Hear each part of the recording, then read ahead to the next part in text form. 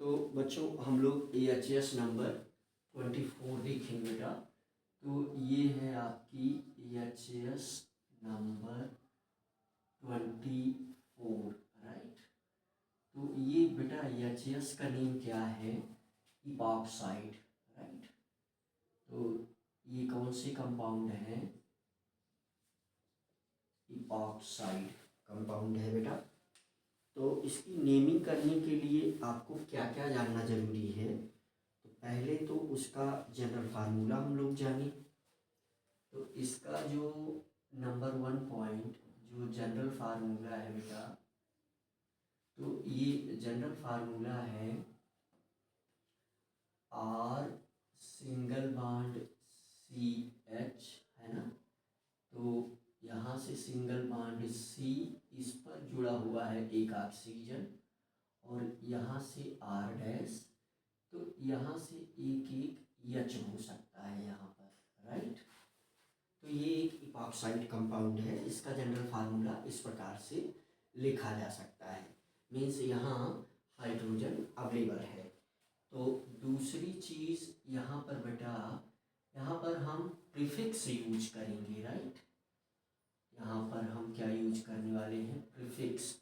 तो प्रीफिक्स में क्या यूज करेंगे बेटा? Epoxy, right. प्रीफिक्स में क्या यूज किया जाएगा? इपॉक्सी। और तीसरी बात जो आपको जाननी है, वो जाननी है कि यहाँ R और R डैश, ये हाइड्रोजन और एल्किल ग्रुप दोनों हो सकता है। R एंड R डैश, ये हाइड्रोजन भी हो सकता है और एल्किल ग्रुप भी हो सकता है। चौथी बात जो आपको जाननी है, वो क्या जाननी है बेटे? अगर हम यहाँ फंक्शनल ग्रुप लिखने का प्रयास करें तो ये कुछ इस प्रकार से फंक्शनल ग्रुप बन जाएगा। ये और यहाँ पर ये C और एक ये, ठीक है बेटा। तो यहाँ से ये फंक्शनल ग्रुप हम बना सकते हैं। इस कार्बन ने 2 बॉन्ड बनाया, यहाँ एक बॉन्ड और वैकेंट है, यहाँ एक बॉन्ड और वैकेंट है। और अगर हम नेमिंग कैसे करेंगे, तो इपॉक्सी अल्केन या इपॉक्सी अल्कीन या जो है इस प्रकार की चीज़ें हम इसमें नेमिंग में करेंगे, है ना। तो इसकी जो नेमिंग बेटे हम लोग करने वाले हैं, तो नेमिंग करेंगे बेटा हम कैसे? इपॉक्सी अल्कीन, है ना, इपॉक्सी अल्कीन, इस प्रकार से नेमिंग करेंगे हम। अल्कीन पूरा रहेगा, उसमें से कुछ हट नहीं रहा है, और इसकी पोजीशन हमें बताना पड़ता है, तो वो चीज़ हम देख लेंगे आगे। अगर आप स्ट्रक्चर की अगर बात करना चाहें, जैसे हम लोग एक कंपाउंड का स्ट्रक्चर लिखते थे, तो सपोज करिए कि मान लीजिए कोई कंपाउंड यहाँ गिवन है R या H। मान लीजिए हम R लेते हैं, सिंगल बॉन्ड C, यहाँ पर H है, यहाँ पर एक सिंगल बॉन्ड C है, यहाँ पर R है, यहाँ पर H है, यहाँ से जो है ऑक्सीजन जुड़ा हुआ है। तो आइए हम लोग नेमिंग देखते हैं। तो पहले हम क्या देखेंगे? Number of compound, number of compound. जैसा कि हम लोग ऑलरेडी ये समझ रहे हैं कि 2-3 नाम हम लिखते हैं और बाकी नेम आप लिखते हैं बेटा, राइट। फार्मूला और IUPAC नेम, ठीक है बेटा। तो चलिए हम पहला कंपाउंड लिखते हैं। सपोज करिए हम लोग जो है पहले दोनों जगह हम हाइड्रोजन लगा लेते हैं। तो चलिए पहले कंपाउंड में हमने इस कार्बन के साथ ऑक्सीजन जोड़ा है, और यहाँ पर हमने दोनों जगह हाइड्रोजन लगा दिया, है ना। तो अगर हम इसकी नंबरिंग कर दें तो ये 1, ये 2, है ना बेटा। तो हम इसको क्या लिखेंगे? 1 2 1 कामा 2 1 कामा 2, और 1 कामा 2 पर क्या है? इपॉक्सी है। और फिर ये 2 कार्बन है तो हम यहाँ लिखेंगे ईथेन, राइट। तो अगला दूसरा नाम हम लिखते हैं, तो यह इसी को एक दूसरा नाम भी दिया गया है, ऑक्जीरेन, है ना। इसी का एक दूसरा नाम भी है ऑक्जीरेन।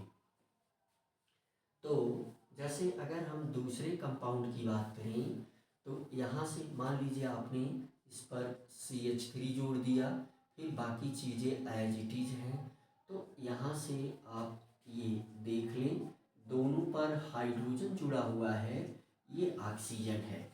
स्ट्रक्चर तो सबका वैसे ही हम बना दे रहे हैं।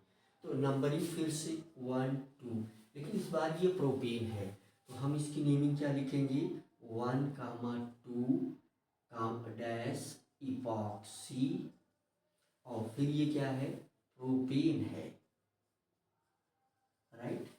तो जैसे हम अगर तीसरा नाम लिखें, आप नेमिंग करके आप ये प्रैक्टिस कर सकते हैं। अगर हम तीसरा लिखें तो ये जो है तीसरा नेम अगर हम यहाँ लिखें तो ये यहाँ से यहाँ लिख दे रहा हूँ क्योंकि स्ट्रक्चर बन रहा है बेटा। तो C सिंगल बॉन्ड C, यहाँ पर एक ऑक्सीजन एटम ऐसे जुड़ा हुआ है। इस तरफ भी अगर हम एक हाइड्रोजन लगा दें, दूसरा CH3 लगा दें, और इस तरफ जो है हम एक नीचे हाइड्रोजन लगा हुआ है, यहाँ CH3 अगर हम लगा दें तो आप देखें 1 ये हो जाएगा 2, ये 1, ये 3, ये 4, राइट। तो इसका नाम क्या लिखेंगे, 2,3 डैश इपॉक्सी, और फिर ये क्या है, ब्यूटेन है। 2 और 3 पर ऑक्सीजन जुड़ा हुआ है, ये 2 3 ये बताता है, तो ये क्या हो जाएगा आपका ब्यूटेन। तो इस प्रकार से कोई सा भी नाम आप लिख करके आप जो है नंबरिंग करके इसकी नेमिंग आप कर सकते हैं। तो हमने बेटा देख लिया ये HS नंबर 24, राइट। तो अब हम एक अगली HS देखेंगे। तो ठीक है बेटा, इसमें आप बहुत सारी नेमिंग करके आप प्रैक्टिस कर लेंगे, और हमें उम्मीद है कि 2 4 5 नेम अगर आप स्वयं लिखेंगे तो आपकी प्रैक्टिस इस पर आसानी से हो जाएगी, और इपॉक्साइड वाले नेम आप इजीली लिख लेंगे, राइट। तो ठीक है, हम लोग जो है अगली HS देखते हैं, है ना। तो ये जो है मुझे लग रहा है कि ठंडी की वजह से ये मार्कर तेजी से नहीं मिट रहा है, ठीक है बेटा। तो यहाँ पर हम लोग अगला जो सीरीज हम देखने वाले हैं तो वो नाइट्रोसो कंपाउंड की नेमिंग हम लोग कैसे करेंगे वो चीज़ अब हम देखेंगे, राइट। तो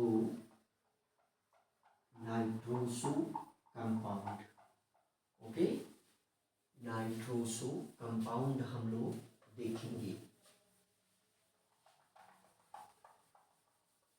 नेक्स्ट जो है हम लोग नाइट्रोसो कंपाउंड देखेंगे।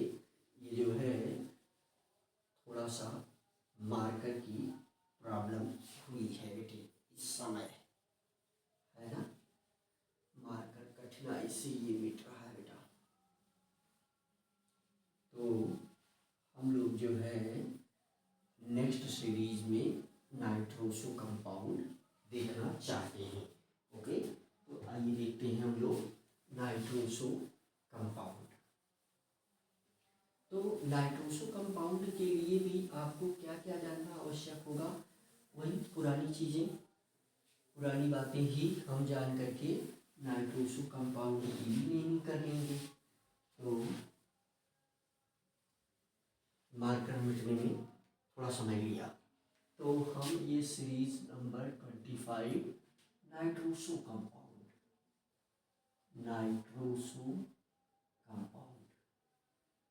है ना, नाइट्रोसो कंपाउंड को हम देखेंगे।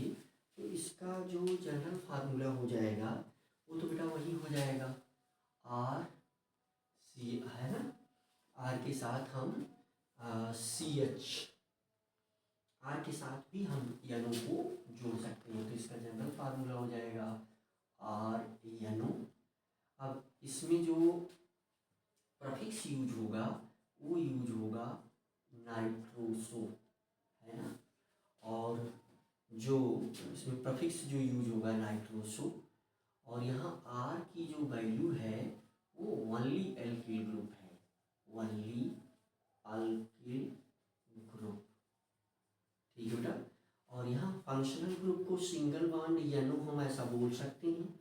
नेमिंग जो है नाइट्रोसो अल्कीन, नेमिंग में NITROSOALKANE, देखिए कुछ भी रिप्लेस नहीं किया गया है। अगर हम स्ट्रक्चर की बात करें तो R single bond N double bond O। तो आइए नेमिंग कर लेते हैं हम। जैसे मान लीजिए पहला कंपाउंड हमने लिखा CH3NO, तो ये इसका नाम क्या लिखा जाएगा, नाइट्रोसो मीथेन, राइट। इसका नाम क्या हो जाएगा, नाइट्रोसो मीथेन। दूसरा देखिए आप, जैसे हमने लिखा C2H5 सिंगल बॉन्ड NO, तो इसकी नेम क्या हो जाएगी, नाइट्रोसो फिर ईथेन, ठीक है बेटा, नाइट्रोसो ईथेन। ऐसे तीसरा कंपाउंड क्या हो जाएगा, मैंने लिख दिया यहाँ पर C3H7 सिंगल बॉन्ड NO, तो ये क्या होने वाला है, इसका नाम नाइट्रोसो प्रोपेन। तो इस प्रकार से जो है आप नेमिंग कर सकते हैं। जैसे रैंडमली हम जो है नाइट्रोसो डीके, नाइट्रोसो नोनेन, इस प्रकार से भी आप नेमिंग करके प्रैक्टिस कर लेंगे। तो आइए हम लोग जो है नेक्स्ट HAS देख लेते हैं। ये मार्कर मिटने में प्रॉब्लम क्रिएट कर रहा है, लेकिन आपको पूर्णतया ये सब कुछ दिख रहा है, हम इसको मिटा देते हैं, राइट। तो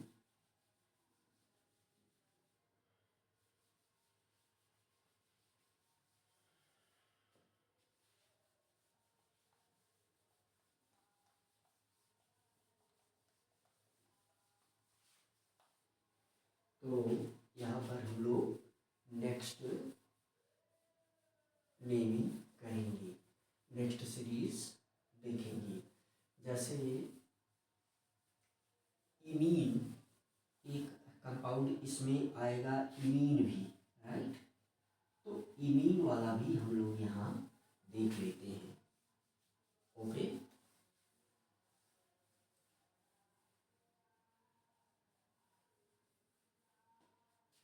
तो इमीन का जो कंपाउंड है, हमारी HAS नंबर हो जाएगी क्या, 26,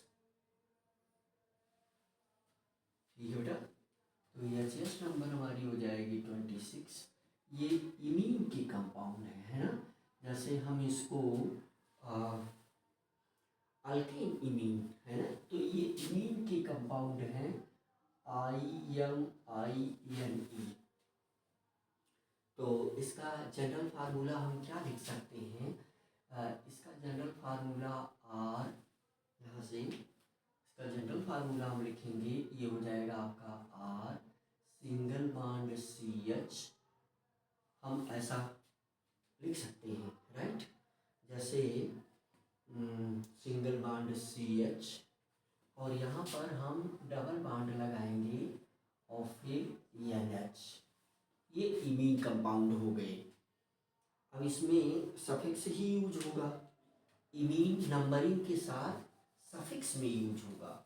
यहाँ हम लोग जो है सफिक्स लिख देते हैं, सफिक्स। तो सफिक्स में भी क्या यूज होगा, IMINE, और R जो है वो दोनों हो सकता है, हाइड्रोजन एटम भी हो सकता है और क्या हो सकता है, अल्किल ग्रुप भी हो सकता है। यहाँ अगर फंक्शनल ग्रुप की हम बात करें तो यहाँ डबल बॉन्ड के साथ NH है, नेमिंग की बात करें तो अल्केन इमीन है, अल्केन ALKEN, ई नहीं लिखा गया है, डैश, फिर इसकी पोजीशन, फिर यहाँ पर हम क्या लिख देंगे, इमीन लिख देंगे, राइट।